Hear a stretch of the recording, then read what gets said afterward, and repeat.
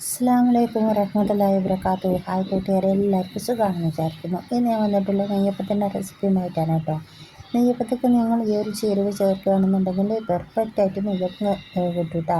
നല്ല ആരെടുത്തിട്ട് തന്നെ കിട്ടും. നമ്മൾ ഇതിലേക്ക് എന്താ പറയുക, അപ്പസോഡ ഒന്നും ചേർക്കുന്നില്ല, ഒന്നും ചേർക്കുന്നില്ല, കാരപ്പൊടികളൊന്നും ചേർക്കുന്നില്ല. അതിന് ഞാൻ 2 ശർക്കരയാണ് എടുത്തിട്ടുള്ളത്. 2 ശർക്കര എടുത്തത് എന്താണെന്ന് വെച്ചാൽ 1.5 കപ്പ് അരിയാണ് എടുത്തിട്ടുള്ളത്. 1.5 കപ്പ് അരിക്കാണ് ഞാൻ ഈ ഒരു കാര്യങ്ങളൊക്കെ കാണിക്കുന്നത് കേട്ടോ.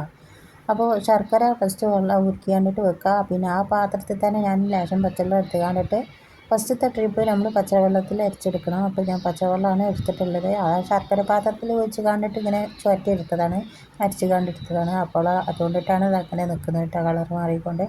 അപ്പോൾ ചെറിയ ജാറിലാണ് ഞാൻ അരക്കുന്നത്. അത് 3 ട്രിപ്പ് ആക്കിയാണ്ടിട്ട് അരച്ചെടുക്കാൻ വിചാരിച്ചു. ഇത് പച്ചവെള്ളമാണ് കേട്ടോ. അത് ശർക്കരേൻ്റെ പാത്രത്തിൽ ആക്കിയാണ്ടിട്ട് എടുത്തതാണ് മാത്രം. 2 ഏലക്കായിട്ട് കണ്ടിട്ട് നന്നായിട്ട് അരച്ചെടുക്കുക. എന്നിട്ട് ഒരു പാത്രത്തിലേക്ക് ഒഴിച്ച് വെക്കുക. ഇത് നല്ല നൈസായി കണ്ടിട്ട് അരച്ചെടുക്കുക. ശർക്കര ഒഴിച്ച് കണ്ട് അരച്ചിട്ടുണ്ടെങ്കിൽ ഒരു ചെറിയ തരിയായിട്ട് നിൽക്കും. അതുകൊണ്ടിട്ടാണ് ഫസ്റ്റത്തെ ട്രിപ്പ് പച്ചവെള്ളത്തിലാണ് അരക്കുന്നത് കേട്ടോ. പിന്നെ ഉള്ളതൊക്കെ നമുക്ക് എന്താ പറയുക, ഇതിലാക്കിയാണ്ടിട്ട് അരക്കുക. ശർക്കര പാനിയിട്ട് അരച്ചെടുക്കുക. ഇത് തേങ്ങയാണ് കേട്ടോ. ഇതാണ് നമ്മൾ മെയിൻ ഇൻഗ്രീഡിയൻസ്. ഈ ഒരു ചേരുവ ചേർത്തുകൊണ്ട് നിങ്ങൾ ചെയ്ത് നോക്കിയിട്ടുണ്ടെങ്കിൽ എത്ര നന്നാവാത്ത അപ്പോൾ നല്ല നന്നായി കണ്ടിട്ട് കിട്ടും. 1/2 കപ്പാണ് ഞാൻ എടുത്തിട്ടുള്ളത് കേട്ടോ. 3 കപ്പിന് 1 കപ്പ്. അപ്പോൾ നിങ്ങൾ ഇങ്ങനെ കൂട്ടിയെടുക്കണമെന്നുണ്ടെങ്കിൽ എല്ലാം കൂട്ടിക്കാണ്ടെടുക്കുക കേട്ടോ. ഇതിപ്പോൾ ഇത് ലേശം വെച്ച് കണ്ടിട്ട് ഇത് ചൂടാറിയതിന് ശേഷമാണ് ഞാൻ അരച്ചെടുക്കുന്നത്. അപ്പോൾ അതുപോലെ ആക്കിയാണ്ടിട്ട് ചെയ്തെടുക്കാം. നിങ്ങൾക്ക് കൂട്ടിക്കാണ്ടിട്ടാണ് വേണമെന്നുണ്ടെങ്കിൽ എല്ലാം കൂട്ടിക്കാണ്ടെടുക്കുക. ഞങ്ങൾക്ക് കുറച്ച് മതി, അതുകൊണ്ടിട്ടാണ് ഞാനിത് ഇത്രയൊച്ച അരച്ചെടുക്കുന്നത്. അപ്പോൾ ഞാൻ എല്ലാ ബാറ്ററും ഇട്ടെടുത്തിട്ടുണ്ട്. പിന്നെ ലേശം ഉപ്പും മധുരം ബാലൻസ് ചെയ്യാനുള്ള ഉപ്പും ഇച്ചിരി ഉള്ളും പിന്നെ ചെറിയ ജീരകമാണ് ഇട്ടെടുത്തിട്ടുള്ളത്. പിന്നെ തേങ്ങാക്കൊത്ത്, പഴം അങ്ങനെയുള്ള സാധനങ്ങളൊക്കെ ഉണ്ടെന്നുണ്ടെങ്കിൽ അതൊക്കെ ചേർത്ത് വെക്കുക കേട്ടോ. ഇതൊരു 2 മണിക്കൂർ ഒന്ന് റെസ്റ്റ് ചെയ്യാനായിട്ട് മാറ്റി വെക്കാം. 2 മണിക്കൂറിന് ശേഷമാണ് ഞാനിത് ചുട്ടെടുക്കാൻ നിൽക്കുന്നത്. ഇരുമ്പ് ചട്ടിയിലാണ് ഇത് ചെയ്തെടുക്കുന്നത് കേട്ടോ. ഇരുമ്പ് ചട്ടിയിലാവുമ്പോൾ പെട്ടെന്ന് നമുക്ക് ഒക്കെ റെഡിയായി കിട്ടും. അപ്പോൾ ഇത് മുങ്ങി കിടക്കാനുള്ളൊരു എണ്ണ ഒഴിച്ച് കൊടുക്കുക. ഓയിൽ തന്നെയാണ് എടുത്തിട്ടുള്ളത്. ഇത് വെജിറ്റബിൾ പച്ചക്കറിയിൽ നിന്ന് വരുന്ന ഒരു ഓയിലാണ് കേട്ടോ. നല്ല ടേസ്റ്റാണ് ഈ ഒരു ഓയിലിന് പൊരിച്ചെടുക്കുമ്പോൾ. പിന്നെ അതിലേക്ക് 2 സ്പൂണ് നെയ്യും ചേർത്ത് കൊടുത്തിട്ടുണ്ട്. വലിയ ഫ്ലെയിമും അല്ല ചെറിയ ഫ്ലെയിമും അല്ലാത്ത തീയിലാക്കി വെക്കുക. 2ൻ്റെ നടുവിൽ. നല്ല ഫുള്ളും ആക്കണ്ട, നല്ല ചെറുതും ആക്കണ്ട, അങ്ങനത്തെ ഒരു രീതിയിലാക്കിയിട്ട് വെക്കുക കേട്ടോ.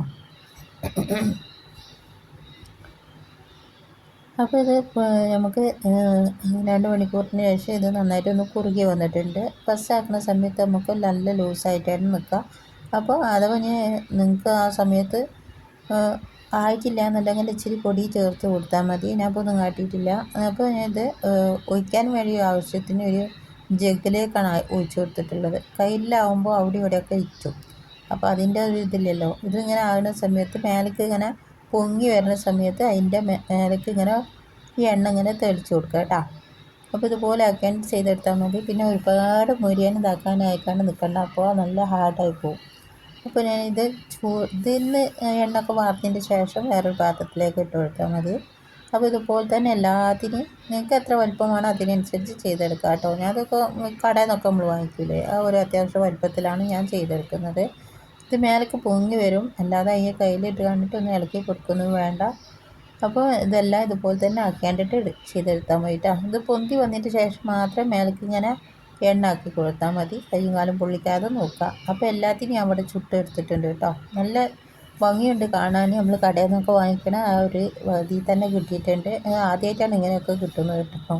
അപ്പോൾ ഇതുപോലെ നിങ്ങളും ചെയ്ത് നോക്കേണ്ടി, നല്ല സോഫ്റ്റാണ്.